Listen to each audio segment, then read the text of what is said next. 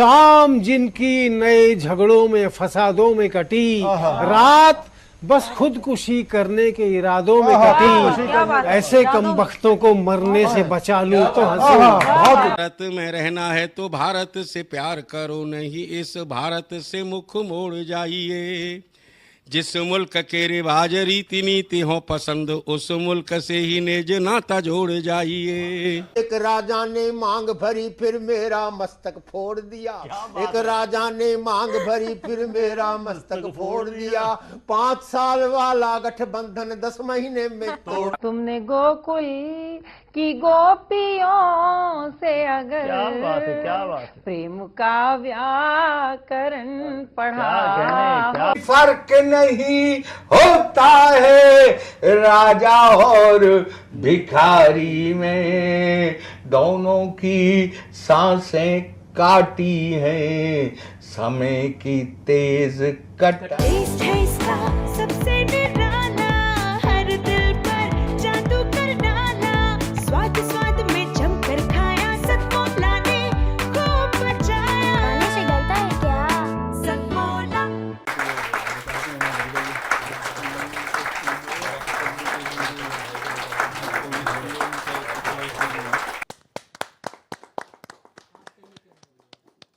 नमस्कार, सतमोला कवियों की चौपाल में आप सभी दर्शकों का हार्दिक स्वागत है। सतमोला कवियों की चौपाल आपकी अपनी चौपाल।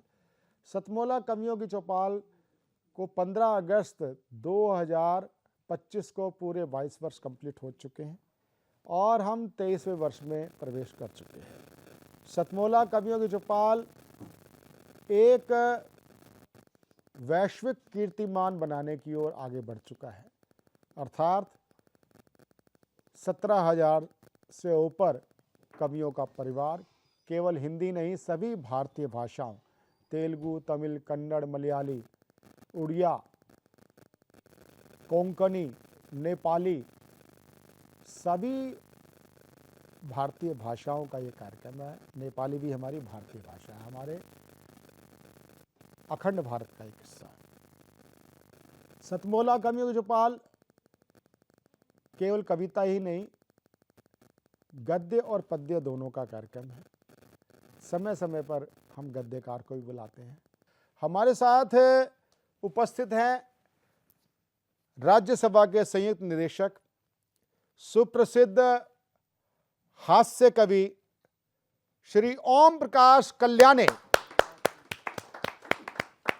बिना किसी भूमिका के मैं ओम प्रकाश कल्याणी जी से निवेदन करूंगा, क्योंकि जिस आप मूड के कवि हैं और हास्य तो आज कई प्रकार के मंचों पर आते हैं, एक हास्य को सुन करके एक हमारा मन ही खराब हो जाता है कि ये हास्य है, और एक हास्य व्यंग के माध्यम से, चाहे वो काका हाथरसी का हो, चाहे हरिशंकर परसाई जी का हो, उस प्रकार का यदि हास्य आता है तो दर्शक भी बंध जाता है, श्रोता भी बंध जाता है।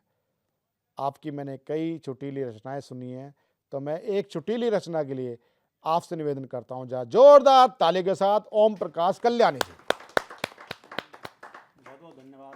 लेखन के दौरान भी दीदी से बहुत चर्चाएं होती रहती थी और इन सभी के जो लोकार्पण हुए हैं उसमें मेरी उपस्थिति रही है। और जो किस्से कवि सम्मेलनों के जो आपने पहले पुस्तक की चर्चा की, वो हम दीदी और हमने उनको ऑनलाइन भी किया है, हमने उन किस्सों को उस त्रिभुज में आप मुझे भी शामिल कर दीजिए। कोरोना काल में हमने वो किस्से कवि सम्मेलन के एपिसोड चलाए थे बहुत सारे, हम फेसबुक लाइव में किया करते थे, तो मुझे उन किस्सों का संचालन करने का सौभाग्य भी प्राप्त हुआ। तो दीदी मतलब सिर्फ आपने सही कहा कि एक कवित्री के रूप में ही उनको देखना सही नहीं है, वो बहुत अच्छा गद्य लिखती हैं। बहुत एक ओत्तेरे की व्यंग संग्रह आपने उनका देखा होगा, बहुत ही शानदार व्यंग संग्रह है। तो अलग अलग विधाओं में बहुत शानदार रचनाएं दीदी करती रही हैं, और मेरा जैसे कहा मेरा सौभाग्य है कि मुझे उनका सानिध्य मिलता है और इन सभी रचनाओं का पहले सुनने का सौभाग्य भी मिला है। बहुत अच्छे अच्छे संस्करण आपने अभी सुनाए भी। चलिए, आपने व्यंग की बात की, तो मैं एक व्यंग कविता ही सुनाना चाहता हूँ आप सभी श्रोताओं को। एक कुत्ते और आदमी के बीच एक काल्पनिक संवाद है। तो मैंने इस कविता का चयन इसीलिए किया क्योंकि आजकल प्रासंगिक हो चुके हैं। जो घटना हुई ये काल्पनिक रचना है। कुत्ते और आदमी के बीच एक काल्पनिक संवाद है। इसके माध्यम से समाज की अलग अलग विद्रूपताओं को पेश करने का प्रयास है। सुनिएगा और आनंद लीजिएगा। कि मेरा एक दोस्त है भोला।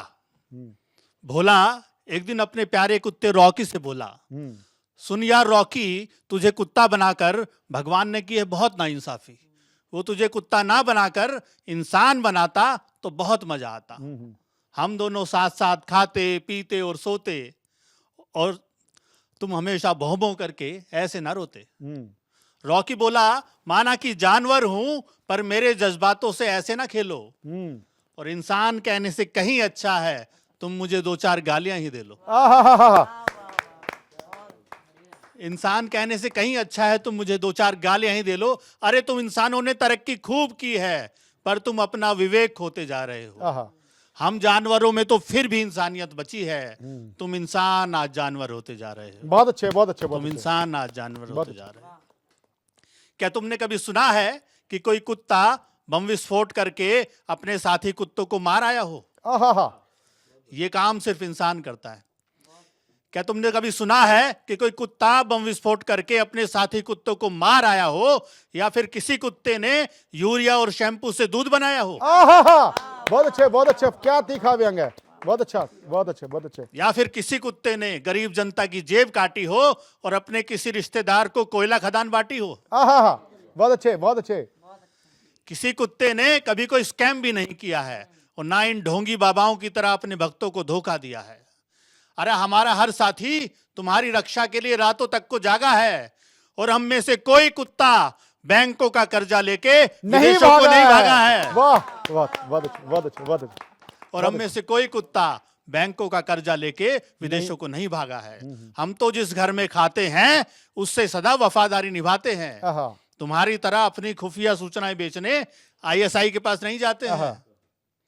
ये माना हम कुत्तों ने तुम इंसानों को बहुत बार काटा है, पर हमने अपने स्वार्थ के लिए जनता को धर्म और जातियों में नहीं बांटा है। पर हमने अपने स्वार्थ के लिए जनता को धर्म और जातियों में नहीं बांटा है। मुझे मालूम है मेरी ये बात तुम्हें बिल्कुल नहीं सुहाएगी। अरे गोलगप्पे और समोसे खाया करो, एक दिन कृपा जरूर आएगी। वाह वाह। अरे गोलगप्पे और समोसे खाया करो, एक दिन कृपा जरूर आएगी। और सुना है तुम हम कुत्तों का बहुत मजाक उड़ाते हो और कहते हो कि शादी के बाद तुम भी हम जैसा बन जाते हो। वैसे सच कहें तो इस पत्नी नाम की सबला से तो हम भी डरते हैं, इसलिए भूलकर कभी शादी नहीं करते हैं। और मेरा तो टॉमी बता रहा था कि तुम्हारे यहाँ आजकल लिव इन का जमाना है। वाह, कहाँ तीखा व्यंग्य है। कि मेरा तो टॉमी बता रहा था कि तुम्हारे यहाँ आजकल लिव इन का जमाना है। अरे तुम्हारे लिए कॉन्सेप्ट नया होगा।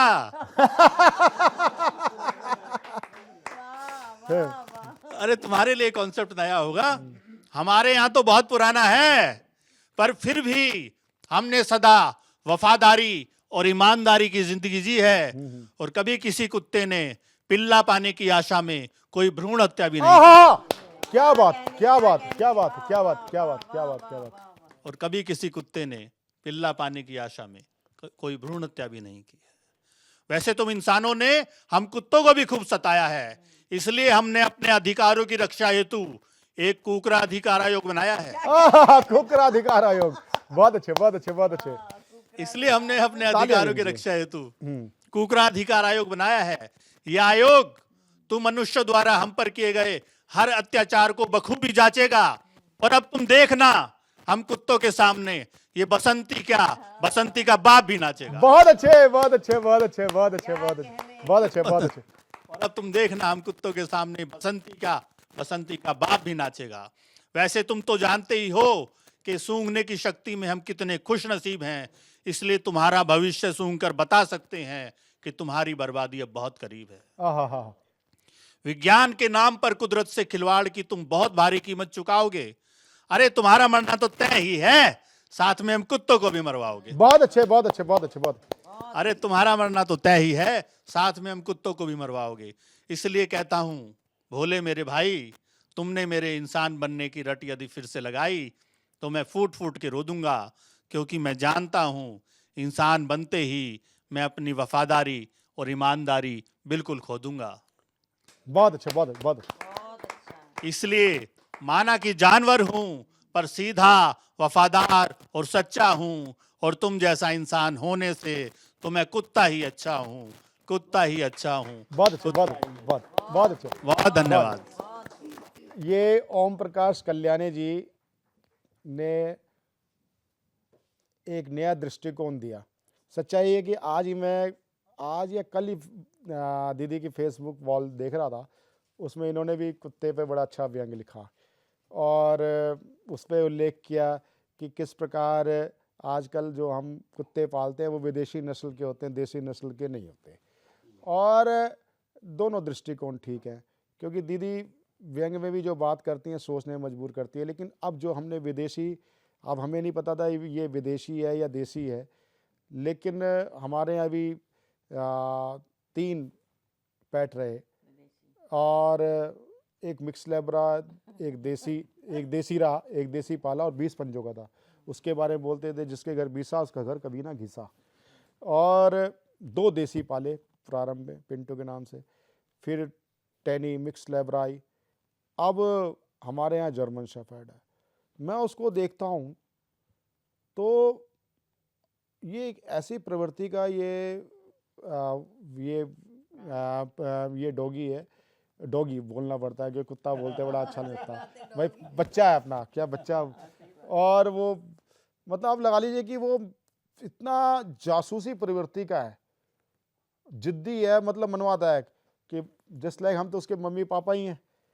अगर पापा गुस्सा होंगे तो मम्मी के चमचा बन जाएगा, अगर मम्मी गुस्सा है तो पापा तो है ही। और वो हर चीज़ पे उसका वो टॉलरेंस लगा रहता है। जैसे क्या कि पापा मोबाइल पे क्या देख रहे हैं, फालतू की चीज़ देख रहे हैं, वीडियो गेम खेल रहे हैं या इंस्टा चला रहे हैं क्या, वो तुरंत आएगा, अपना बॉल उठा के लेके आएगा, मेरे गोदी में डाल देगा, मेरा झपट्टा मारेगा और फिर ऐसे वो रिंग लेके आएगा, मेरे साथ रिंग खेलो। बाथरूम में हूँ तो बस पापा ने आखिरी मग्गा पानी डाल लिया है, बस अब निकलने वाले हैं, बाथरूम के पास बैठ जाएगा। और यानी कि कहाँ किस टाइम हर गतिविधि पे उसको क्या क्या टाइम। तो ये जो आज जो आपकी कविता हुई ना, ये जो आजकल माहौल चल रहा है, अभी तो क्या नाम, अब विजय पर्व विजय गोयल जी को मनाना था, विजय पर्व डॉग लवर्स मना रहे हैं। और व्यावहारिकता कारण क्या है कि भाई जो उनकी सबसे बड़ी जग जाहिर माता जी हैं वो तो मेनका गांधी जी हैं। और मेनका गांधी जी ने जब पहला सुप्रीम कोर्ट का जो निर्णय आया था दो जजों की पीठ का, वो भी अलग था। खैर चिंतन का विषय है दोनों चीज, इस विषय में सामंजस्य करके कि केवल हमें डॉग लवर्स नहीं होना चाहिए, हमें एनिमल्स लवर होना चाहिए। अगर आप गौ को गौ माता भी ना मानो तो केवल कुत्ता ही नहीं, पृथ्वी में 84 लाख योनियां हैं, 84 लाख जो प्रकार हैं योनि के, जीव जंतु हैं, कीट पतंगे हैं, उनके प्रति भी अगर आप मानवीय दृष्टिकोण रखें, मच्छरों को जहरी ऑल आउट से मारने के बजाय आप प्राकृतिक कई तरीके हैं मच्छरों को भगाने के। आप गेंदे के फूल, गेंदे के बगीचे, अपने बालकनी में, आप दरवाजे के नज़दीक गेंदे के आप पौधे लगा सकते हो, गेंदे के फूल से मच्छर नहीं एंटर करता। ऐसे कई चीज़ें। सुप्रसिद्ध फिल्मकार मेरे बचपन के साथी हैं जाहिद शाह, आपके पिताजी, स्वर्गीय पिताजी, मेरे पिताजी, और वर्तमान में जो यमुना पार विकास बोर्ड के चेयरमैन बने हैं और जिनको रेखा गुप्ता जी ने जमुना पार का मुख्यमंत्री भी बोला है, और पूर्व में 10-12 साल शिक्षा मंत्री रहे, पर्यटन मंत्री रहे दिल्ली सरकार के। बहुत उनका एक्सपीरियंस है, अनुभव है। तो हम सब, लवली जी भी हमारे बचपन के साथी हैं, आप भी, हम तीनों बचपन के साथी हैं। तो सबसे, और आपको ये भी ध्यान होगा जाहिद भाई जी जी कि आपने, मैंने एक कोई फिल्म भी की थी शायद यही है जी जिंदगी। जी जी जी उसके थोड़ा सा वहां से संस्मरण से थोड़ा सा स्टार्ट करते हैं, 10-15 मिनट में बात, 10 मिनट बात करते हैं। जी जी वो यही है जिंदगी का क्या हुआ? देखिए यही है वो जिंदगी का जो है वो टाइटल चोरी हो गया। यही है जो ये जो है जिंदगी बन गया उसका, और बड़े फिल्मकार थे उन्होंने उसको बना दिया। लेकिन ये है कि देखिए वहां से शुरुआत हुई थी हाँ हमारी। जी, वहीं से शुरुआत थी। मुखिया गुज्जर भी उसमें थे। हाँ जी जी जी, हाँ, मुखिया जो गुजर भी राजनेता थे, आप भी थे, मैं भी था। तो आपने जो है वो नेगेटिव शेड था। हाँ, तो इसके अंदर क्या है कि अभी पटरी तो वही रही, थोड़ा सा डायरेक्शन चेंज हो गई। आपकी जो गाड़ी थी वो नोएडा की तरफ या रोहिणी की तरफ चली गई, मेरी बम्बई की तरफ चली गई। लेकिन सफ़र जो है एक ही ट्रेन में कर रहे हैं आज भी हम। आप साहित्य की सेवा कर रहे हैं, मैं सिनेमा के अंदर हूँ, सिनेमा की सेवा कर रहा हूँ। आपका दिलीप जी से मिलना कैसे हुआ? ये दिलीप कुमार साहब से क्या है कि मुलाकात का एक मैं आपको बताऊं, कई दफ़ा क्या होता है कि मेरे वालिद मरहूम जो थे वो मुझे अंग्रेज़ी नहीं पढ़ाना चाहते थे, उन्हें अंग्रेज़ी और अंग्रेज़ों से बड़ी नफ़रत थी। और यही एक बड़ा कारण रहा कि वो उन्होंने जो है सारे हमारे रिश्तेदार जो हैं पाकिस्तान चले गए, लेकिन जो है उन्होंने जो है पाकिस्तान को जो है एक्सेप्ट नहीं किया कि नहीं मैं पाकिस्तान नहीं जाऊंगा। तो उसी सन 47 के अंदर उन्होंने दाढ़ी रखी थी सिर्फ इसलिए कि अगर मैं दंगों में मारा जाऊं तो लोग मुसलमान समझ के मुझे दफना दें, बस। और कोई कॉन्सेप्ट उनका दाढ़ी रखने का नहीं था। क्योंकि जो है राष्ट्रपति ने जब उन्हें सम्मानित किया ताम्रपत्र से, तो उनका ये कहना था कि ये जो है जो ज़िंदगी है इसके अंदर ज़रूरी नहीं है जो आप फ़ौजी बन के ही देश की सेवा करें। आप अगर असली माल बना रहे हैं, बेहतर माल बना रहे हैं, बढ़िया उद्योग दे रहे हैं, पूरी ईमानदारी से कर रहे हैं, तो वो भी देश की सेवा थी। तो वो उसी ईमानदारी का जो है आज हमारा परिवार रोटी भी खा रहा है। तो अब दिलीप साहब के साथ जो है जो ताल्लुक़ बना है वो कैसे रहा कि उन्होंने मुझे उर्दू सिखा दी। दिलीप साहब ने? नहीं, मेरे अब्बा ने। हाँ। अब वो मैं जब बम्बई गया तो बम्बई के अंदर क्या हुआ कि वहाँ तो अंग्रेज़ी बोलने वाले लोग थे, फर्राटेदार छोटे-छोटे बच्चे अंग्रेज़ी बोलते थे। अंग्रेज़ी बोलना जो है हमारे हिंदुस्तान के अंदर वो एक ये समझ लीजिए कि बड़प्पन की बात थी। और वरना आप जो है वो कहते हैं कि हिंदी का टीचर है इसलिए टीचर है। जब हम अपनी मातृभाषा की मजाक उड़ाते थे। तो दिलीप साहब को एक उर्दू का राइटर चाहिए था। वहाँ हिंदी वाले, अंग्रेज़ी वाले बहुत लोग मिल रहे थे, लेकिन उर्दू वाला नहीं मिल रहा था। तो किसी ने बताया, आप जैसे भाई ने कर लेंगे यार, ऐसे ऐसे दिलीप साहब को भी एक उर्दू का राइटर चाहिए। तो जिस चीज़ को मैं अपने अब्बा को कह रहा था कि मैंने कहा ये तो मेरी ज़िंदगी ख़राब कर दी उर्दू सिखा करके। तो उसी उर्दू ने जो है वो पहली बार मुझे रोटी दिलाई, कहाँ से? इससे सिनेमा में। तो ऐसे ही दिलीप साहब के साथ मैंने एक सीरियल लिखा, तो उसका नाम था अल्लाह मेरी तौबा, ATV उर्दू का था और कॉमेडी थी। तो देखने में मैं सीरियस लगता हूँ, वैसे लिखता हूँ मैं कॉमेडी हूँ। तो अंदर कहीं महमूद साहब बैठे हुए हैं या मोलियर साहब बैठे हुए हैं, तो बहुत सारे ऐसे हमारे जो फनकार हैं वो बैठे हुए हैं। तो अब उसके बाद जो है वो दिलीप साहब ने जब सर पे हाथ रख दिया, उनका आशीर्वाद मिल गया, तो फिल्म इंडस्ट्री के दरवाजे ऑटोमेटिक खुल गए। तो आज जो मैं बैठा हुआ हूँ आज इंडस्ट्री के अंदर, वो उन्हीं का आशीर्वाद है। एक चीज़ मैं पूछना चाहता हूँ जी कि आपने कई वेब सीरीज़ में भी करा काम, अभी हाल ही में जो DD नेशनल पे जी शो चल रहा है आपका, राम से हाउस, हाँ। इसका कोई दिलचस्प किस्सा बताएं। देखिए अभी जैसे रामसे की हम बात करते हैं, तो रामसे की ज़्यादातर जो शूटिंग है वो रात को होती है। अच्छा देखिए मैं आपको बताऊं कि तो रात को भी भूत आ जाते हैं? हाँ, भय का भूत है, मैं आपको बताऊं, कुछ नहीं है। हाँ। हो सकता है भूत हो, लेकिन जब हम शूटिंग करते हैं तो और शूटिंग DD नेशनल कैंपस में होती है कहीं और? नहीं सर, स्टूडियोज में होती है बॉम्बे के अंदर, जैसे परेरा मतलब हाउस है। बॉम्बे शूट होता है, हाँ टेलीकास्ट हाँ, दिल्ली से टेलीकास्ट ओके। तो हमारी जो लाइटिंग वाइटिंग होती है जिसमें धुआं भी होता है, आपका जो है हॉरर इफेक्ट डालने के लिए तमाम चीज़ें हम डालते हैं। तो उसके अंदर क्या था कि मैं आपको बताऊं, एक मोर्चरी का सीन था। तो मेरे चैनल हेड आए हुए थे बॉम्बे, तो मैंने मोर्चरी का सेट लगाया हुआ था। मुझे तो मालूम है कि मोर्चरी के अंदर क्या क्या चीज़ें हैं, कहाँ क्या सब सामान तो नकली है। तो मैंने कहा कि सर आप एक काम करिए, ज़रा मोर्चरी का विज़िट कर लीजिए। तो वो मोर्चरी के अंदर जैसे घुसे वैसे वापस आ गए। बोले बोले यार 1-2 आदमी भेज साथ ना। साला बिल्कुल ओरिजिनल लग रही है ये तो। मैं हंस पड़ा, मैंने कहा कहने लगे ये आपने क्या है कि हमने उसके अंदर इफेक्ट डालने के लिए आइस बर्फ लगा रखी थी, आइस क्यूब लगे हुए थे, आइस बर्फ जो है उसका धुआं निकल रहा है, वो सारे उसके अंदर जो लाइटिंग वाइटिंग थी उसके अंदर ब्लू लाइटिंग की हुई थी, उसके इफेक्ट डाले हुए थे। अब उसके अंदर कई दफ़ा क्या होता है कि सेट पर जब काम चल रहा होता है तो कई जगह के ऊपर काम रह गया होता है। तो अब जैसे वो प्रेसिडेंट साहब हमारे जो थे वो अंदर घुसे तो वो किसी ने कारपेंटर ने ठग कर दिया। वो कुछ ठोक रहा होगा, उतनी जितनी तेजी से वो अंदर गए थे उससे डबल तेजी से वो बाहर निकल गए।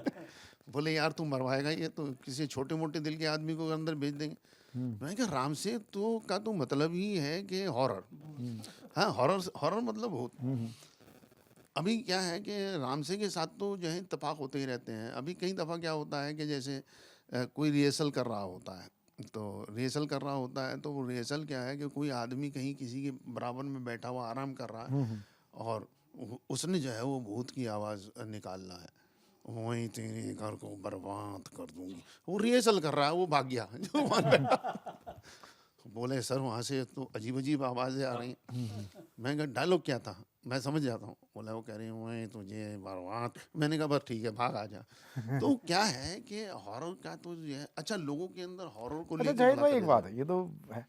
मुझे जब अपने बचपन की किशोर अवस्था के टाइम याद आती है, चाहे वो फिल्म की परिणति कुछ भी हो, ये जो जिंदगी का, लेकिन उस टाइम के हमारी आपस की, आप भी उस फिल्म में थे, मैं भी था, जी और उसमें मुखिया गुज्जर भी था, हाँ हाँ और अपने संजीव बहल भी था, और जी धमन जी जी उसके वो थे। हाँ हाँ मुझे भी एक किस्सा याद आता है कि जी एक सीन शूट हो रहा था, जी और बिल्कुल वो एक उसकी सुभाष बेकरी के सामने गली में हो रहा था। हाँ हाँ हाँ हाँ हाँ मेरे द्वारा चाकू घोंपने का सीन था। जी तो जो एक्स्ट्रा कलाकार था वो था शांति मोहल्ले का, जी जी और भाई को, मेरे बड़े जो भाई है ना, जी उनको भी इंटरेस्ट था कि देखते हैं भी ये मेरा छोटा भाई बब्बू क्या से कर रहा है। हाँ तो ये नकली तो नहीं बोलता, वो उस दिन शूट पे चले गए, जी जी और वो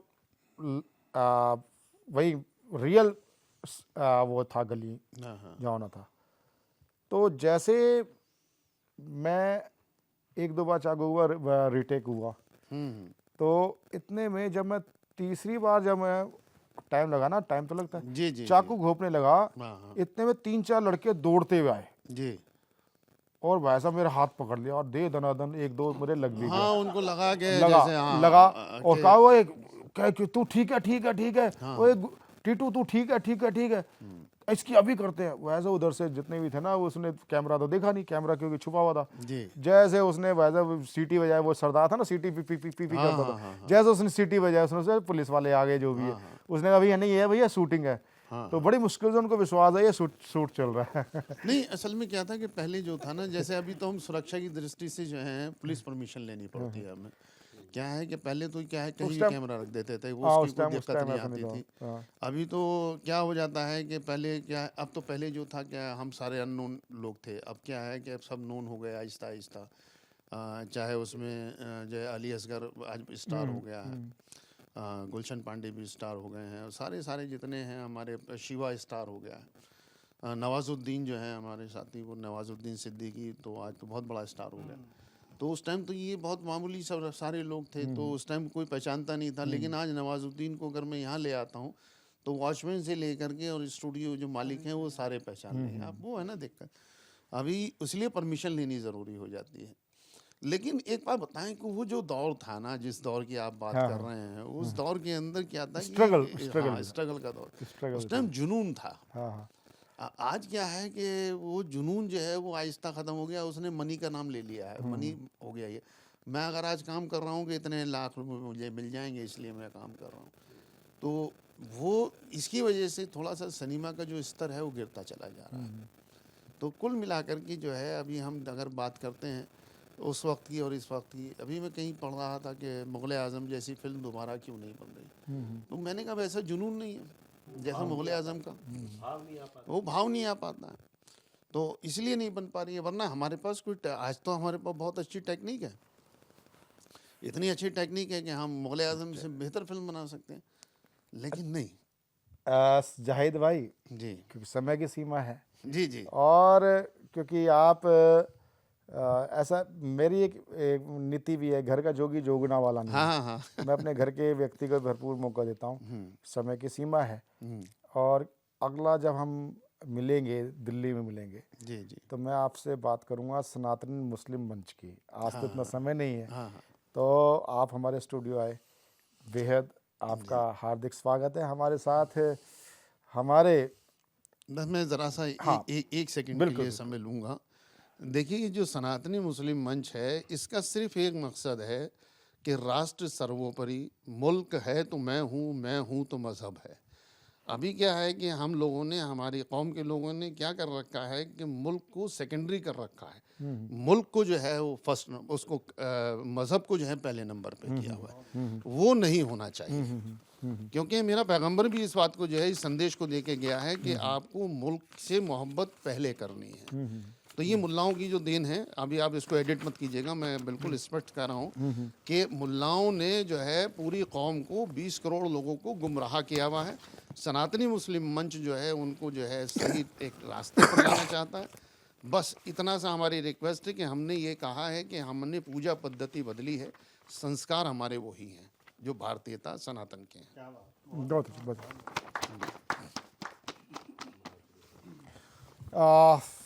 हमारे साथी मानव निदेशक अक्षय कुमार अग्रवाल जी सुप्रसिद्ध व्यवसायी हैं और शिक्षा जगत में बहुत ज़मीनी स्तर पर काम कर रहे हैं। आप विद्या भारती के अंतर्गत संस्कार शालाओं का काम देखते हैं। मैं अक्षय जी से आग्रह करता हूं कि कुछ शुभकामनाओं के शब्द दें। धन्यवाद प्रवीण जी। पहले तो बधाई दूंगा मैं आपको कि निरंतर 22 वर्षों से लगभग अधिक समय से कार्यक्रम निर्बाध रूप से चल रहा है।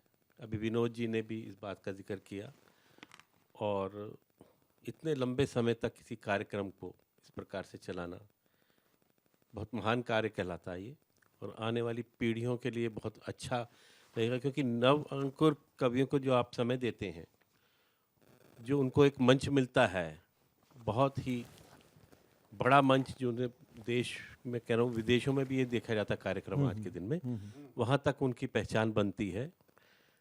देश के सैनिक भी इस कार्यक्रम को देखते हैं और उनको भी बहुत बहुत, जो बैठ के वहाँ देखते हैं, बहुत ही इससे जो कविताएं, जो कार्यक्रम वहाँ साहित्यिक वो देखते हैं, तो उनका भी मन लगता है कि भी हमारे देश में हमारे सैनिकों के लिए भी बहुत कुछ हो रहा है। बाकी जी शिक्षा जगत में, जैसे मैंने आपने बताया कि संस्कार केंद्र वगैरह हैं और विद्यालय वगैरह में जाता है, वहाँ के आचार्य वगैरह बहुत सारी जो हैं वो भी वो चाहते हैं कि यहाँ पे जो साहित्य से जुड़े हुए हैं, खास संस्कृत और हिंदी से, तो यहाँ पे कुछ लोग जुड़े भी हुए हैं।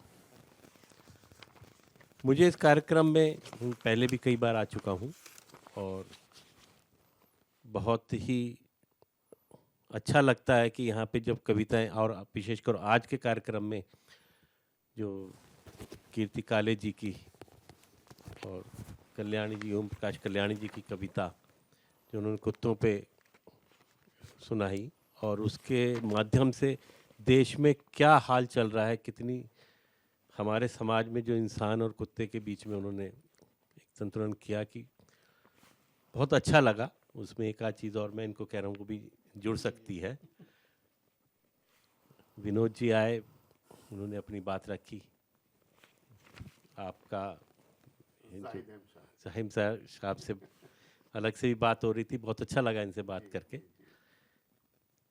तो कुल मिला के मैं बहुत मैं बधाई देना चाहूँगा इस सतमूलक कवियों के चौपाल को, और विशेषकर परवीन जी, और साथ में आपके सहयोग के रूप में शुभा जी भी जुड़ी हुई हैं, उनका भी पूर्ण योगदान रहता है।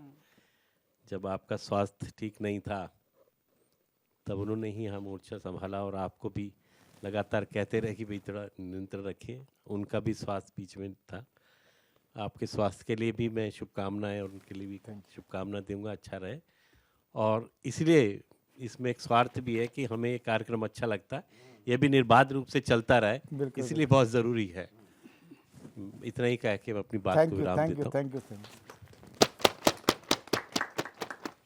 नमन ने जो दीप जलाया हुआ है प्रेरणा का, वह प्रेरणा का दीप जब प्रभु के पास पहुंचता है तो वहां पर हरि और शिव, हाँ, हरि शंकर तिवारी जी हमारे बीच में आ चुके हैं, जो कि ललितपुर से आए हैं। और वो निराश युवाओं में, आप देखते होंगे यदा कदा प्रचार भी लगे रहते हैं, ऐसे निराश युवाओं में वो ऊर्जा का संचार करने आए। ये जोरदार तालियों से स्वागत करते हैं। सभी दर्शकों को नमस्कार।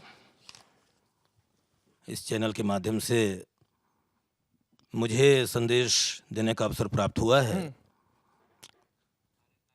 आज मैं हरिशंकर तिवारी, ललितपुर से मैं अध्यापक हूँ और मैं अपने निराश युवाओं को, जो देश के निराश युवा हैं, उनको संदेश देना चाहता हूँ अपने इस कविता के माध्यम से। ओ मेरे निराश युवाओं, मानव जीवन है बड़ा अनमोल, इसे यूं न गमाओ व्यर्थ। स्वयं के प्राण तजने वाला तो चला जाता है, पीछे छोड़ जाता है केवल अनर्थ। यदि यह जीवन सीधा सपाट होता तो हर किसी को न होता कोई कष्ट, किंतु जीवन में परेशानियों के चलते अपनी ही लीला समाप्त कर लेना यह कहाँ का है जस्ट। सिर्फ संघर्ष करो, चाहे परिस्थितियां विषम हो या फिर हो सम, भले ही तुम्हारा वर्तमान समय प्रतिकूल हो, स्वयं को बिल्कुल भी न समझो कम। अरे ओ अभागों, दूसरों की वजह से तुम अपने प्राण मत त्यागो, इसके पहले की देर हो जाए, अपनी आंखें बंद होने से पहले जागो। तुम ही पहले इंसान नहीं हो जिसे किसी मुसीबत ने न घेरा हो, अपने व्यक्तित्व को जिंदा दिली से भर दो, भले ही चारों ओर भूतों का डेरा हो। जीवन रूपी तरवर को इच्छा शक्ति के अमृत जल से तुम यूं सींचो, अपनी भुजाओं को भीम सा बलिष्ठ बनाकर इस उदासीन दुनिया का ध्यान अपनी ओर खींचो। आखिर कौन सी मानसिक या शारीरिक वेदना से पीड़ित होकर तुम प्राण त्यागने लगे, अपने पीछे आश्रित भाई बहन, माँ बाप या पत्नी को छोड़कर इस जीवन संसार से भागने लगे। बहुत सुंदर। यदि शारीरिक व्याधि से ग्रसित हो तो फिर जाओ तुम इसकी जड़ तक। जीवन जीने के लिए निरोगी काया की कीमत समझता है समाज का अनपढ़ तक। न जाने कितने वैद्य कितने हैं चिकित्सक, बाट जो रहे हैं अपने अपने मरीजों का। निरोगी काया तभी मिलेगी जब ध्यान रखोगे स्वास्थ्य संबंधी छोटी छोटी चीजों का। अरे नहीं मिली गर मंजिल तो क्या, तुम अपना अमूल्य जीवन समाप्त करोगे। बिना जीवित देह के तुम कैसे अपना लक्ष्य प्राप्त करोगे। यदि जीवन में उद्देश्य प्राप्ति की तुम्हें चिंता ही थी इतनी, अपने आप से पूछो लक्ष्य वेद की खातिर तुमने मेहनत की थी कितनी। बुजुर्ग माता पिता की वो उम्मीदें जो वे बचपन से तुमसे लगा रखी थी, भूल गए तुम जब शैशवावस्था में उनके हाथों चांदी के चम्मच से खीर चखी थी। गलत संगत में विविध नशे में होकर आसक्त क्यों बन गए युवावस्था में नशीले महफिल के भक्त। सही राह में अवश्य आ जाते तुम यदि माता पिता समय से कदम उठाते सख्त। बचपन से तुम्हें वो अथक पुकारते रहे, प्यार से दुलारते रहे, नखरों को पुचकारते रहे। जब कभी माता पिता ने तुम्हारे कमियों को उजागर किया, तुमने गलती न सुधारी बल्कि विषधर की भांति फुफकारते रहे। तुम्हारी आंखों में अपने उज्जवल भविष्य की टकटकी लगाए सहोदर भाई बहन, किस तरह कर पाएंगे वो सभी तुम्हारी स्थायी अनुपस्थिति को सहन। अवसादग्रस्त होकर अपने स्वस्थ मनोमस्तिष्क में घुन क्यों लगाते हो कि जीवन में हमेशा सकारात्मक सोचो, बजाय इसके नकारात्मकता में धुन क्यों लगाते हो। संसार में व्याप्त हर शंका का समाधान होता है, हर कारण का निवारण होता है। अपने जीवन की हर मुसीबतों को झेलकर सदैव मुस्कुराने वाला व्यक्ति असाधारण होता है। जब भी आंखों के सामने खड़ा भविष्य दिखाई दे अंधकारमय, तिमिर में सफलता की स्याह राह को आलोकित करती है अंतरात्मा ज्योतिर्मय। तुम्हें अपने आप में गहन चिंतन करने की है आवश्यकता, तभी बढ़ेगी दृढ़ इच्छा रूपी पिस्तौल की मनोविकारों को उड़ाने की मारकता। एक बार में दूर तक उतना ही देखो जितना कि आशावादी नेत्र देख सकें। खर्च की चादर उतनी ही फैलाओ जितना कि परिश्रमी पैर स्वयं ढकने को फेंक सकें। यदि जीवन में एक निश्चल दूरदर्शी व सही सलाह देने वाला मित्र मिल जाए तो जीवन हो गया धन्य।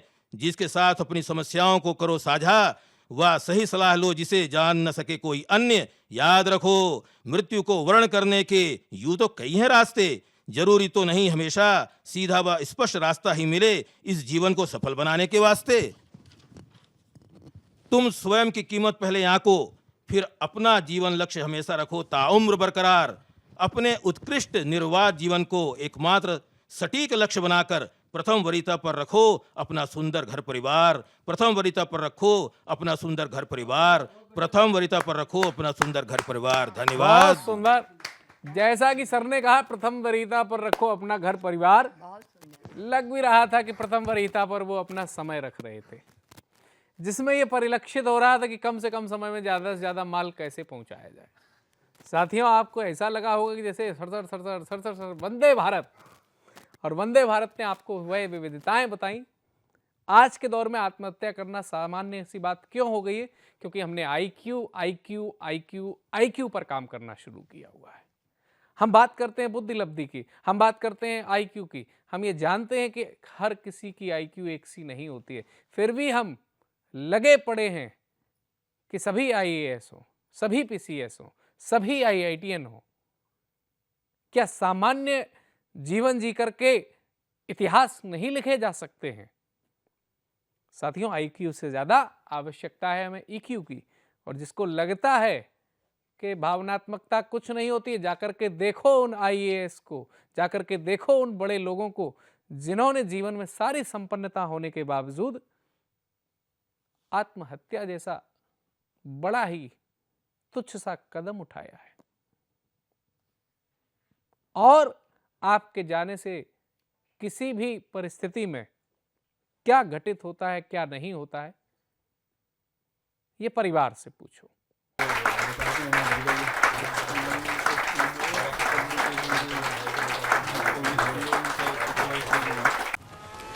शिट। रोहन, अभी तक पढ़ाई शुरू नहीं की ना तुमने? बालकनी का ग्लास भी तुमने ही तोड़ा था ना?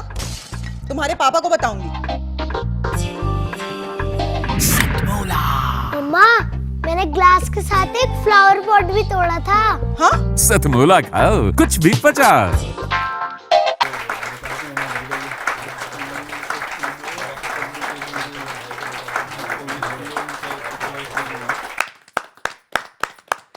तो साथियों, एक बार फिर से स्वागत है आपके अपने मनपसंद कार्यक्रम जिसका नाम होता है सतमोला कवियों की चौपाल। अंतराल हुआ जरूर था, लेकिन उस अंतराल में हम आपके लिए ढूंढने गए थे एक नए तरीके की ऊर्जा।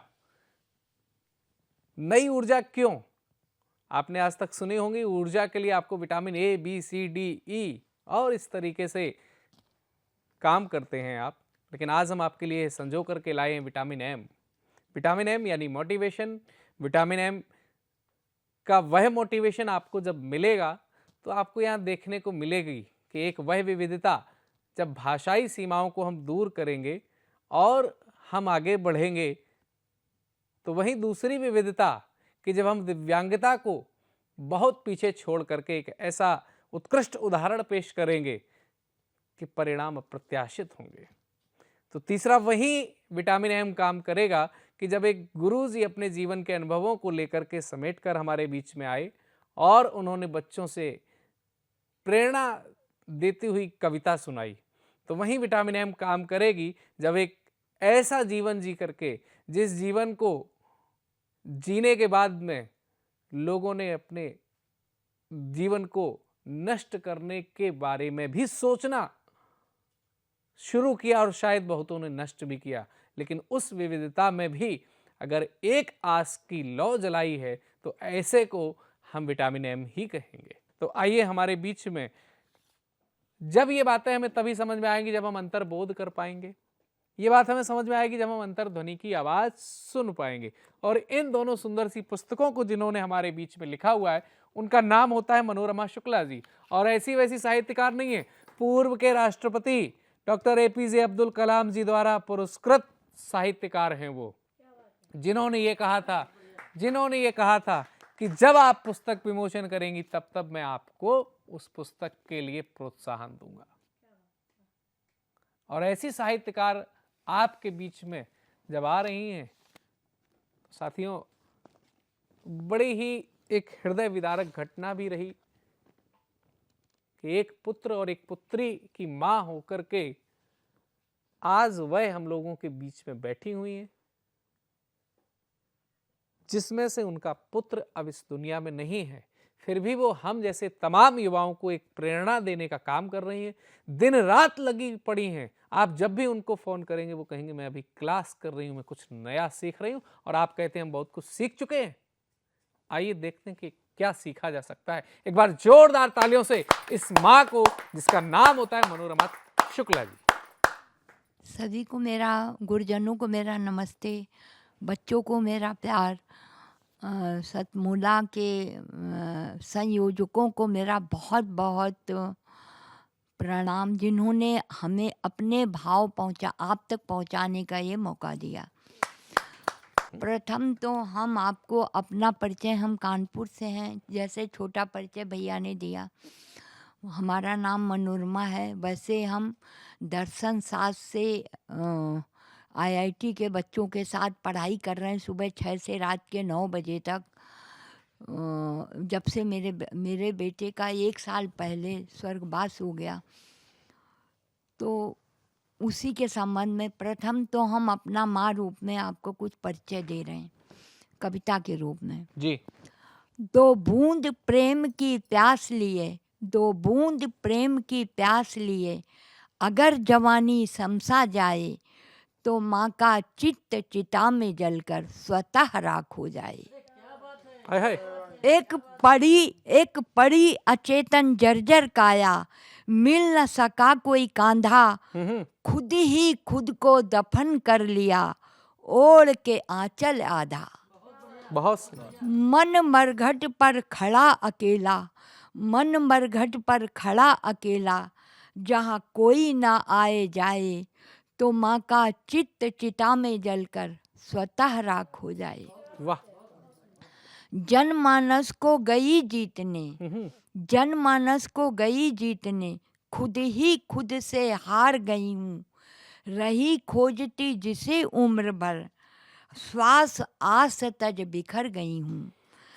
भग्न हृदय के अंजर पंजर, भग्न हृदय के अंजर पंजर, कौन यहाँ सिल पाए, तो माँ का चित्त चिता में जलकर स्वतः राख हो जाए। जी।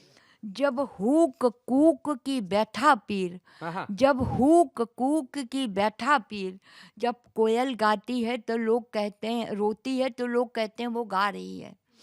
जब हुक कूक की बैठा पीर, बन अंतर नाद जगाए, तो मन मृदंग के तार खींचकर करुणा रस उपजाए।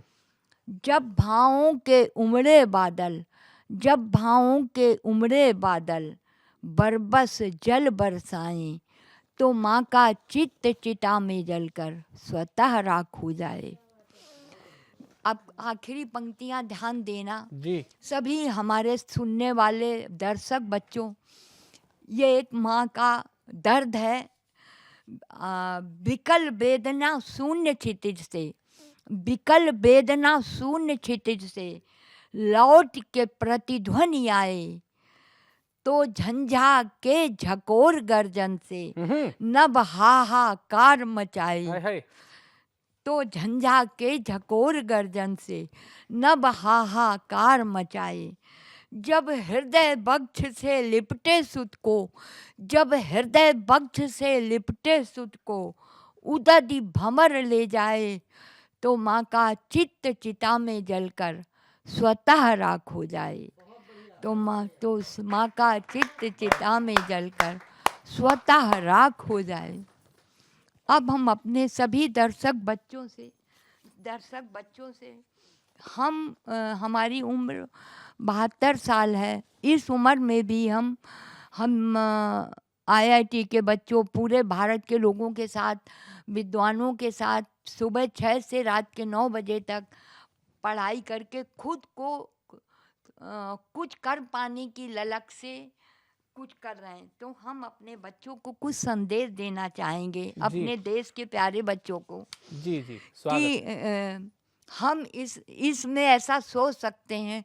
तो तुम कभी निराश ना होना बच्चों, कभी जीवन का परित्याग करने की ना सोचना और हारने की नहीं सोचना। मेरी ये पंक्तियाँ इस देश के इन बच्चों के लिए हैं।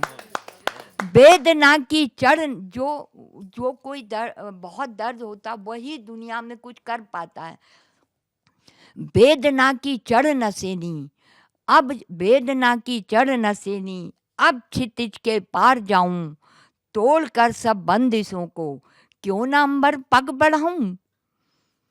सांझ के अवसान में, माना सांझ है सांझ के अवसान में है सिंदूर भरती अरुणिमा, घेर न ले कहीं निशा निराशा, घेरी गहन फैली कालिमा। बट बट विकल मन वर्तिका, बट बट विकल मन वर्तिका, चीर तिमिर घन दीप जलाऊं, वेदना की चढ़ न सेनी, अब क्षितिज के पार जाऊं। वाह वाह। हो सजल घन मौन दरक्कण, हो सजल घन मौन दरक्कण, छाई उदासी बेबसी, जुल्म की असहाय पीड़ा, कर रही नित खुदकशी। हो न फिर अन्याय हलचल, हो न फिर अन्याय हलचल, निज शौर्य साहस सर उठाऊं, वेदना की चढ़ न सेनी, अब क्षितिज के पार जाऊं। जो दृष्टि गड़ाए शून्य में, जो निराश हैं, दुखी हैं, जो दृष्टि गड़ाए शून्य में, इच्छाओं का परित्याग कर, है कांप रहा थर थर मन व्याकुल, भय आहट दुख संताप पर, सूखे पतझड़ मन दरखत पर, सूखे पतझड़ मन दरखत पर, पावस बन बौछार लुटाऊं, वेदना की चढ़ न सेनी, अब क्षितिज के पार जाऊं।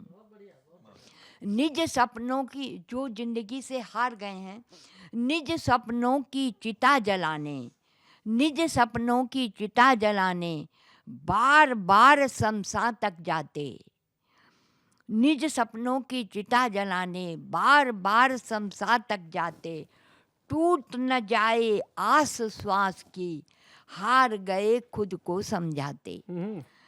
क्यों न उनको देकर कंधा, क्यों न उनको देकर कंधा, वापस फिर बस्ती ले आऊं, वेदना की चढ़ न सेनी, अब क्षितिज के पार जाऊं, वेदना की चढ़ न सेनी, अब क्षितिज के पार जाऊं, अब क्षितिज के पार आपके इस काव्य जाऊं। और मेरी अंतिम दो लाइनें हैं। जी जी जी जी जी, दो लाइनें स्वागत अंतिम है। हैं। अभी हम इस प्रक्रिया में कुछ पाने के लिए प्रयासरत हैं। अभी झरे सप्तम तरुवर के पास, न जाने कब होगी बरसात, तो इसी में प्रयासरत हैं। और आपके इस काव्य पाठ के बाद में जब आप कह रही हैं कि आप सीखने की प्रक्रिया में, तो हम क्या ही कहेंगे। बस इतना ही कहेंगे कि जब भी आपको निराशा लगेगी, तो शायद इस एपिसोड का, जो भले ही आज आपको सुनने को मिला है ब्रेक के बाद में, अंश आप देख लेंगे, सुन लेंगे और मन से गढ़ लेंगे, तो सारी निराशाओं के जितने भी स्तर होंगे वो आपको कमज़ोर ही लगेंगे। और आइए चलते हैं आपको इन्हीं बातों को समझाने के लिए कि भैया, माना हम परेशान हो सकते हैं, उत्तराखंड वासी भी ये जानते हैं कि हम परेशान हो सकते हैं, लेकिन हम परास्त नहीं होंगे। क्यों? क्योंकि जब हमारे बीच में नमनदीप गिल्होत्रा बिजनौर से आते हैं, जो भाई साहब बताते हैं कि उन्होंने छात्र क्रांति नामक एक अखबार भी प्रकाशित करने का काम किया हुआ है, और भले ही ईश्वर ने उनको थोड़ा सा बोलने में दिव्यांगता दी है, लेकिन वह दिव्यांगता उनकी सोच में नहीं है, वह दिव्यांगता उनके विचारों में नहीं है, वह दिव्यांगता उनके संस्कारों में नहीं है, और वह दिव्यांगता उनके जीवन में नहीं है। अपनी वाणी के कमजोर होने के बावजूद भी शरीर से, मन से वह इस देश और इस संस्कृति की रक्षा के लिए शब्दों को धार देने का काम करते हैं। आइए जोरदार तालियों से बुलाते हैं बिजनौर के नमनदीप। सबसे पहले सभी का आभार और 2 पंक्तियों में अपना परिचय। महात्मा विभूति दयाता अंशुमन। महात्मा विभूति दयाता अंशुमन, आपका भाई नमनदीप में। बहुत सुंदर। आज के टाइम में सलमान खान सबसे हीरो हैं, पर आमिर खान, सनी लियोन, पर नहीं, ये तो हीरो नहीं है। हीरो कौन थे, वही मेरा विषय है कि स्वाभिमान से भरी कहानी लिखता हूँ जी।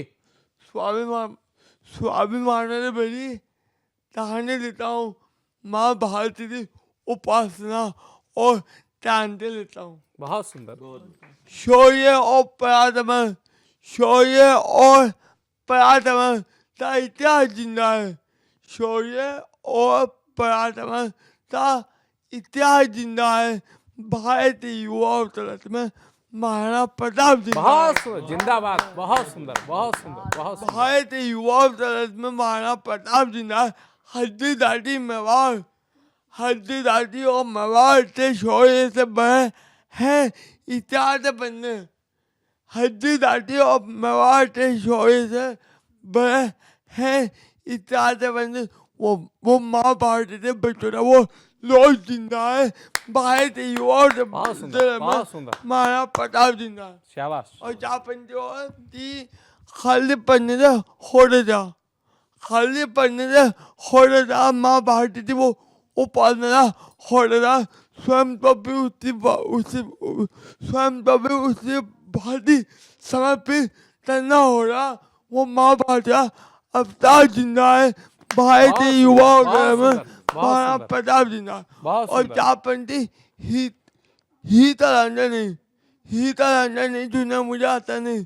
हीता रंजन नहीं झूठना मुझे आता नहीं। प्रेम पत्र में वो इतनी मैंने तो इतनी बातें जानी बचपन से बड़े दिन तो पढ़ा है मैंने। खुद तो भव्य में लड़ा है मैंने। मिटते भी मिट न पाऊँ, मिटते भी मिट न पाऊँ वो कहानियों में हर देर के दरदार के खिलाफ जानती हूँ मैं। बहुत सुंदर, बहुत सुंदर, बहुत सुंदर। बहुत अच्छा, बहुत अच्छा। भाई नमनदीप, आपने बड़े कम शब्दों में, और मैं तो ये कहूँगा कि दिव्यांगता के बावजूद आपने जो शब्द बोले हैं, कई ऐसे लोग हैं जिन्हें बहुत मधुर स्वर मिला हुआ है, वाणी में भी तेज है, लेकिन जब भी वो बोलते हैं तो लगता है कि जैसे कहीं पोटी सुसु करने का काम कर रहे हैं। भाई देखो, शिकायतें करने से कुछ नहीं होता है कि सरकार ये नहीं कर रही, सरकार वो नहीं कर रही। अगर चाहोगे तो खुद सरकार बन के अपने आप को सरकार बनाओगे। नमन जैसे लोग इस देश के लिए ही नहीं, इस सृष्टि के लिए प्रेरणा है। हमें किसी के सामने इस बात की आवश्यकता नहीं है कि हमारा क्या होगा, हम जो चाहेंगे हमारा वह होगा। शायद आपको उसके शब्द समझ में नहीं आएंगे, लेकिन दर्शकों आपको उसकी भावनाएं जरूर समझ में आएंगी। और आइए जोरदार तालियां बजाते हैं उस नमन के लिए। आइए मैं शुरुआत करता हूं अपने बीच में पधारी हुई बड़ी ही मोहिनी सूरत वाली, हाँ बिल्कुल सही, मोहिनी रावत जी को मैं आमंत्रित करता हूं। कुमाऊं से, अल्मोड़ा से हमारे बीच में पधारी हुई। आप सबकी जोरदार तालियों से आइए उत्तराखंड वासी मोहिनी रावत जी। नमस्कार सभी दर्शकों को। दोस्तों, मेरा नाम मोहिनी रावत है। मैं रेवाड़ी हरियाणा से हूं और मूल निवासी देवभूमि उत्तराखंड अल्मोड़ा डिस्ट्रिक्ट से हूं। तो मैंने आज अपनी एक कविता लेकर उपस्थित हूं जो लिखी है बचपन की यादें, जो हमने बचपन से अपना जीवन जिया और पहाड़ों में अपनी ज़िंदगी बिताई, उस तरह का एक छोटा सा गीत है। आशा करती हूँ आप लोगों को ज़रूर पसंद आएगा। चलिए। बचपन का दिन हो दाजू अब लौटी नहीं आना, कोश छियो बखत हो दाजू कोश छियो जमाना। बचपन का दिन हो दाजू अब लौटी नहीं आना, कोश छी वो बाखत हो दाजू कोश छी वो जमाना तल बखई मल बखई गो के सारे नाना खाली सारियों माँ जब जची हम गिर गोली खेलना तल बखई मल बखई गो के सारे नाना खाली सारियों माँ जब जची हम गिर गुली खेलना ओ गिरा ओ गुली खेलना अब लौटी नी आना कोश छी ओ बाखत हो दाजू कोश छी वो जमाना बचपन का दिन हो दाजू नी भूलिया जाना कोश छी ओ बाखत हो दाजू कोश छी वो जमाना गोर बकरो ग्वाल हो दाजू ग्वाल बालो दगड़ा के भली मुरुली बाजी छी उच धुर जंगला गोर बकरो ग्वाल हो दाजू ग्वाल बालो दगड़ा के भली मुरुली बाजी छी उच धुर जंगला कोर दी छी कलेजी हो दाजू मुरली को बाजने कोश छी ओ बखत हो दाजू कोश छी ओ जमाने कोश छी ओ बखत हो दाजू कोश छी ओ जमाने बचपन का दिन हो दाजू अब लौटी नी आना कोश छी ओ बखत हो दाजू कोश छी ओ माना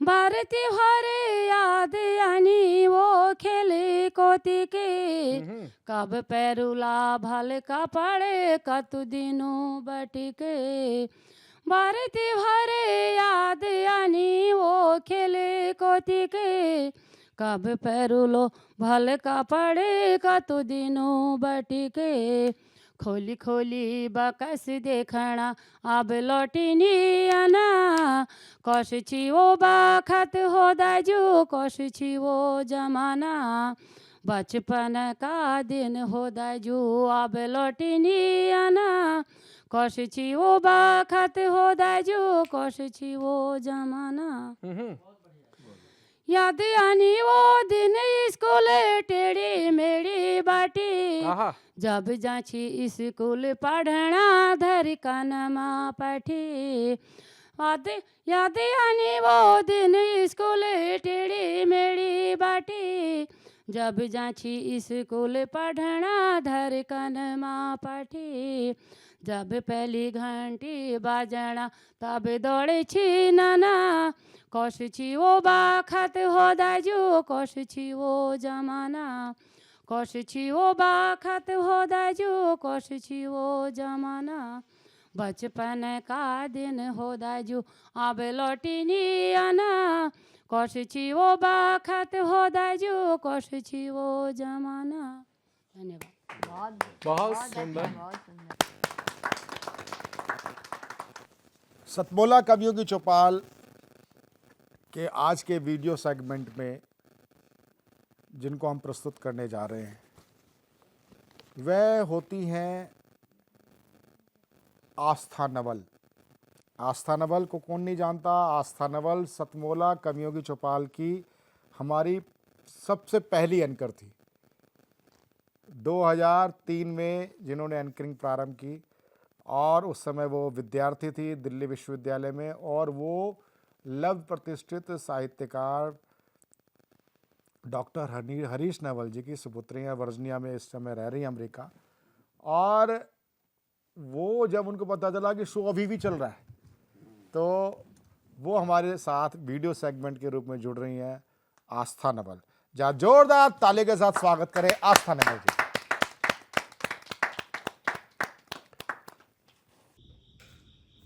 एक और कविता है वही प्रवासी मन की प्रवास में बेटी।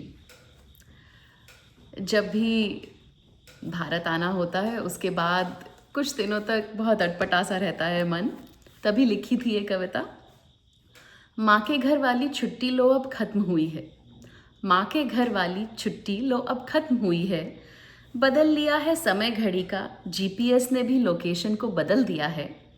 किलोमीटर मील बन गए, किलोग्राम पाउंड बने हैं, सब हिसाब किताब भी तो बदल गया है। माँ के घर वाली छुट्टी लो अब खत्म हुई है। संपर्क की भाषा यहाँ बदल गई है, बदले बदले घर हैं सारे, मौसम बदला लोग हैं बदले, पहनावा भी हमने अब बदल लिया है, बदल गया है सब कुछ लेकिन नहीं बदलता तो बस मन है मेरा। बदल गया है सब कुछ लेकिन नहीं बदलता तो बस मन है मेरा, जो अब भी माँ के घर में ही टिका हुआ है। माँ के घर वाली छुट्टी लो अब खत्म हुई है, माँ के घर वाली छुट्टी लो अब खत्म हुई है। जब ये कविता मैंने अपनी माँ को लिखकर भेजी या सुनाई तो उन्होंने जवाब में 4 पंक्तियाँ कहीं, मैं वो आप सभी के सामने पढ़ना चाहूँगी। मैंने उनसे कहा, बदल गया है सब कुछ लेकिन नहीं बदलता तो बस मन है मेरा, जो अब भी माँ के घर में ही टिका हुआ है। माँ के घर वाली छुट्टी लो अब खत्म हुई है। मेरी माँ स्नेह सुधा नवल जी ने उत्तर दिया, ऐसा ही होता है मेरी बिटिया विस्थापित मन का होना। ऐसा ही होता है मेरी बिटिया विस्थापित मन का होना, मैं भी नहीं भूली हूँ अब तक तुम्हारे नाना के घर का कोना कोना। धन्यवाद।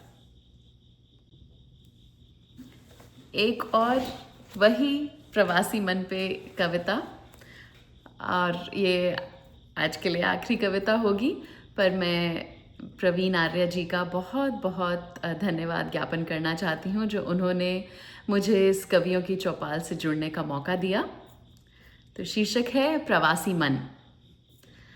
बागीचे में लगे फूल को देखकर खुश हुई मैं, वो भी भाप गया मेरी खुशी को और बोला, अब की बार रहूँगा पूरे मौसम भर, डटा रहूँगा बारिश के पानी में, करारी धूप में भी। लेकिन शाम होने से पहले ही बच्चे तोड़ ले आए अंदर। बोले, डर है कहीं झड़ ना जाए कोमल पत्तियाँ आने वाली बरसात में। शाम होने से पहले ही बच्चे तोड़ ले आए अंदर, बोले, डर है कहीं झड़ ना जाए कोमल पत्तियाँ आने वाली बरसात में। मैंने भी सजा दिया उसे सुरक्षित सुंदर फूलदान में, पर फूल ने कहा, तुम्हारे फूलदान से ज़्यादा मुझे बारिश का पानी, कड़कती धूप और आसपास के पत्ते ही भाते हैं। माफ़ करना दोस्त, तुम्हारी तरह जीना पाऊंगा मैं अपनी मिट्टी के बिना, इस सुरक्षित सुंदर फूलदान में रहना पाऊंगा मैं। और बस अगले ही दिन मुरझा गया और मुझे मेरे प्रवासी मन की उदासी का राज समझा गया। मुझे मेरे प्रवासी मन की उदासी का राज समझा गया। बहुत बहुत धन्यवाद। नमस्ते। तो खैर, आज का ये आपको एपिसोड कैसा लगा, और सतमोला कवियों की चौपाल में आप सम्मिलित होना चाहते हैं, जैसे डॉक्टर कीर्ति काले जी ने भी पूछा था, ये कार्यक्रम 20-22 वर्ष की यात्रा चल रही है और मैं आपको पूरा विश्वास दिलाता हूँ ये जीवन पर्यंत चलेगा। प्रवीण आर्य नहीं भी होगा तो भी ये कार्यक्रम चलेगा। उसका एक मूल सिद्धांत है सहभागिता का सिद्धांत, और सहभागिता अपने आप में बहुत एक सशक्त प्लेटफॉर्म होता है। ये वाला नहीं, तू भी राजा मैं भी रानी, कौन भरेगा पानी, ये आजकल प्रायोजित कार्यक्रमों में होता है। कई कार्यक्रम कविता के प्रारंभ होते हैं और कार्यक्रम बंद हो जाता है। उसका कारण, मूल कारण क्या होता है कि प्रायोजकों की कमी।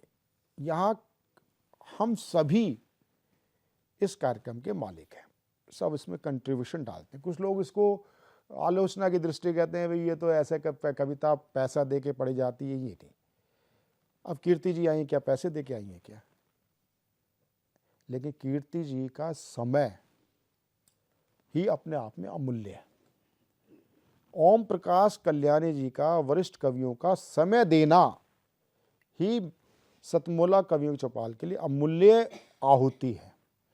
मैंने कहा ना, कोई घी से आहुति डालता है, कोई सामग्री से डालता है, कोई संविधा डालता है, लेकिन डालना अनिवार्य है, तभी यज्ञ पूर्ण होता है। यही सतमोला कवियों की चौपाल अपनी अनुष्ठान निरंतर चलता रहेगा परस्पर सहयोग से।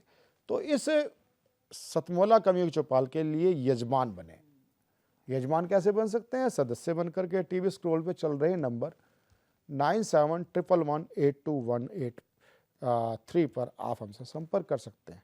हमारी टीम आपसे संपर्क करेंगे। मिलते हैं अगले रविवार ज्येष्ठ और श्रेष्ठ कवियों के साथ। नमस्कार।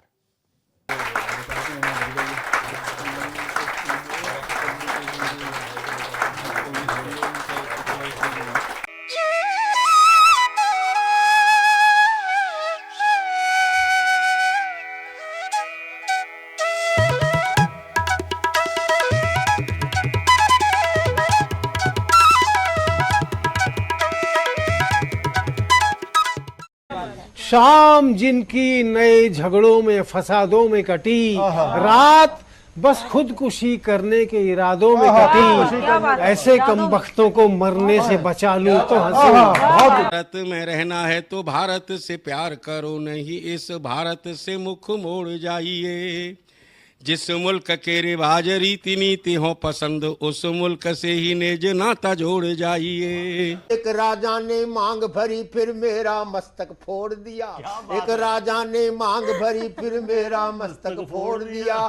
5 साल वाला गठबंधन 10 महीने में तोड़। तुमने गोकुल की गोपियों से अगर प्रेम का व्याकरण पढ़ा, फर्क नहीं होता है राजा और भिखारी में, दोनों की सांसें काटी हैं समय की तेज कट। थोड़ी तो इज्जत कर ले उनकी। वो तेरा मामा लगता है? जज साहब मामा कह रहे हैं आपको। इन दोनों जॉली की बातों का क्या करें, ना समझ आए ना अजब हो, पर जब हो सतमोला का चटपटा स्वाद साथ तो हर बात पचेगी।